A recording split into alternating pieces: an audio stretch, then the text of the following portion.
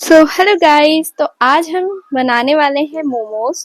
हमने to type के मोमोज बनाए हैं, जैसे हमने फ्राई मोमोज बनाए हैं और स्टीम मोमोज बनाए। तो उसके लिए हमें सबसे पहले लेना होगा गार्लिक टमाटो। तो हम उसकी चटनी रेडी कर रहे हैं, तो उसके लिए हमने इतनी सारी चीज़ें ली, जैसा कि आप देख सकते हैं, गार्लिक टमाटो, जिंजर और शेजवान चटनी और मैगी मसाला। इतनी चीज़ें हम लेने के बाद इनको ग्राइंडर में डाल देंगे। ग्राइंडर में डालने के बाद आपको इसको ग्राइंड करना है और आपकी चटनी बन जाएगी। फिर इसको ग्राइंड करने के बाद हमें इसमें एक तड़का देना होता है।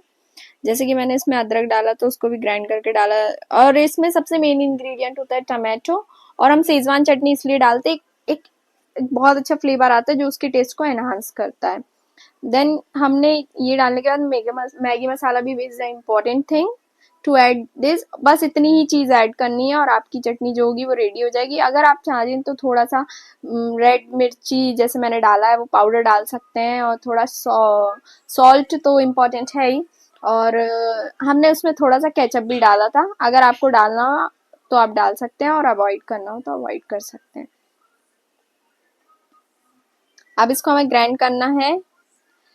जैसे आप देख सकते हैं, इसको मैं ग्राइंड कर रही हूँ और इसको एकदम फाइन चॉप करना है कि। और मैंने इसमें थोड़ा सा टमाटो केचप भी डाला है, उससे एक स्वीट फ्लेवर आता है जो आपके टेस्ट को बहुत ज़्यादा एक वो थोड़ा सा ना चिली वाला स्पाइसी और थोड़ा सा स्वीटी फ्लेवर आएगा, तो वो उन दोनों को बैलेंस करता है and this taste is very good.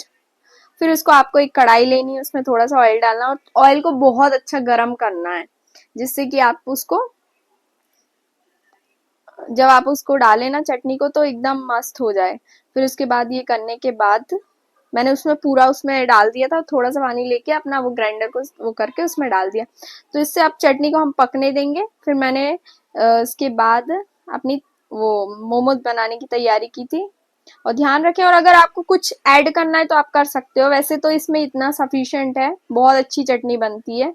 कुछ लोग टमाटो को बॉईल करके बनाते हैं, तो आप वैसे भी बना सकते हैं। हम तो हमेशा ऐसे ही बनाते हैं, तो हमने ऐसे ही बनाई है। और फिर हमारी ये जो चटनी है वो रेडी हो चुकी है। बहुत टेस्टी लग रही थी खाने में। उसमें जो हमने टमाटो और वो टमाटो टमाटो केचप डाला ना, तो स्वीट और salty sweet and spicy flavour आ रहा था, जो कि बहुत ही टेस्ट अच्छा था। इसको छोटे बच्चे भी खा सकते हैं क्योंकि हमने कम मिर्ची डाली थी। हम लोग ज़्यादा स्पाइसी नहीं खाते हैं इस वजह से। फिर पापा ने जो है वो मेहंदी का डो तैयार कर लिया था, क्योंकि हमें मोमोज भी बनाने थे। पापा उसको रेडी कर रहे हैं, क्योंकि मुझसे अच्छे से तो नहीं बनता, पापा ज़्यादा अच्छे से लगा पाते, तो मैंने पापा ही को ये वाली ड्यूटी दी थी कि आप डो तैयार कीजिए। हाँ, पापा तैयार कर रहे हैं। पापा बहुत अच्छा लगाया था पापा ने, जिससे मोमोज बहुत अच्छे बने थे। आपका सबसे काम मेन इंग्रेडिएंट होता है कि आपको ना वो जो मैदा होता है ना, उसको बहुत अच्छे से डो को तैयार करना होता है। अगर आप अच्छे से नहीं करेंगे तो आपके जो मोमोज होंगे वो फटेंगे और फिर उसमें वो सारा मिल नहीं पाएगा, तो अच्छा नहीं। फिर मैंने फिलिंग की भी तैयारी की थी। फिलिंग की तैयारी सारी मैंने की थी, क्योंकि ये मैं फिलिंग किसी और को नहीं दे सकती हूँ। वो मैदा वगैरह तो चलता है, फिलिंग वो है मैं ही करती हूँ, क्योंकि फिलिंग इसमें मोस्ट इम्पॉर्टेंट होती है। अगर फिलिंग अच्छी नहीं होती तो मोमोज टेस्टी नहीं लगते हैं, तो वो तो मैं खुद ही करती हूँ। तो मैंने उसके लिए पत्ता गोभी ले लिया था, गाजर ले लिया था और कैप्सिकम लिए थे, 2 कैप्सिकम लिए थे मैंने।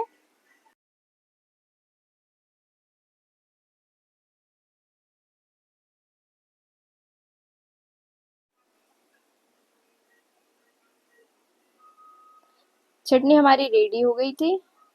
फिर मैंने इसको ग्राइंड कर दिया था।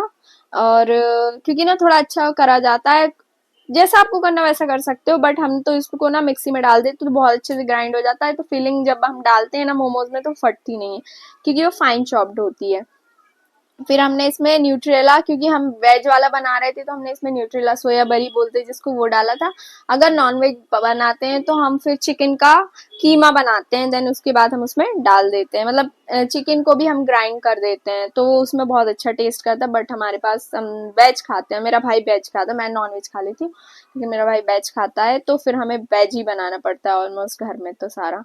तो ये मेरी फिलिंग तैयार हो रही थी, मैंने इसमें वो सोया बरी भी उसमें ग्राइंड करके डाल दी थी। और मैं ग्राइंड इसलिए करती हूँ क्योंकि सारी सब्जियां जो होती हैं वो बहुत अच्छे से ग्राइंड होने के बाद पिस जाती हैं, तो हमें ज़्यादा उसका काम नहीं करना होता है। फिर मैंने ये अगर मैं पीसती रेड कैप्सिकम जिसे हम बेल पेपर बोलते हैं, तो ये जो होता है जूसी बन जाता, तो इसका टेस्ट थोड़ा अच्छा नहीं आता, तो मैंने सोचा इनको मैं फाइन चॉप ही कर लेती हूँ। सिमिलर मैंने अनियन को भी फाइन चॉप किया था, क्योंकि हम वो पीसते हैं तो वो टेस्ट नहीं आता है, तो हमने इसको एकदम बारीक फाइन चॉप कर लिया था।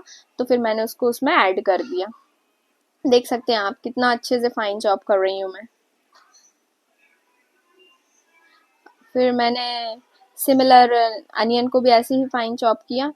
जितना आप फाइन चॉप करेंगे आपकी फिलिंग उतनी अच्छी होगी, क्योंकि फिलिंग हम ज़्यादा जो लेयर होती है ना मोमोज की वो ज़्यादा पतली नहीं कर सकते, ज़्यादा मोटी नहीं कर सकते, तो हमें पतली बनानी होती है। और अगर फिलिंग हमारी वैसी हुई फाइन चॉप नहीं हुई तो फिर हमें प्रॉब्लम हो सकती है उसको फिल करने में।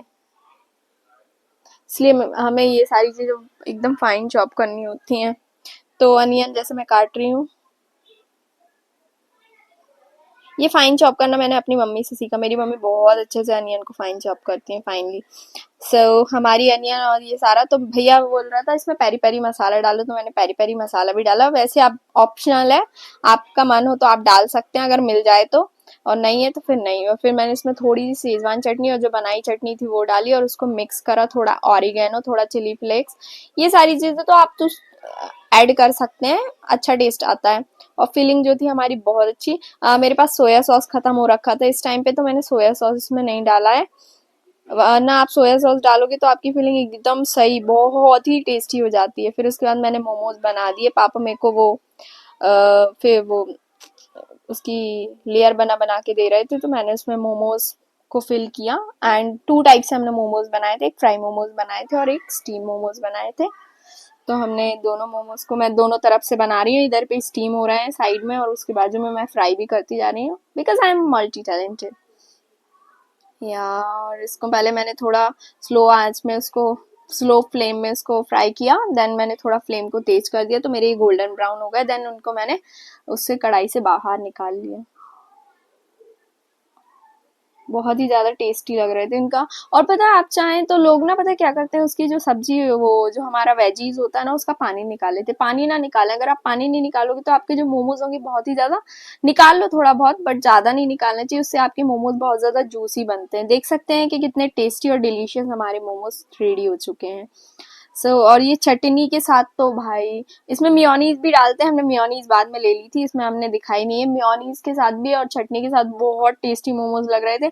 अगर आपने ये वाली रेसिपी फॉलो कर ली ना एक बार, तो आपको मोमोज तो बाहर के मोमोज पसंद ही नहीं आने वाले, घर के ही मोमोज खाएंगे आप।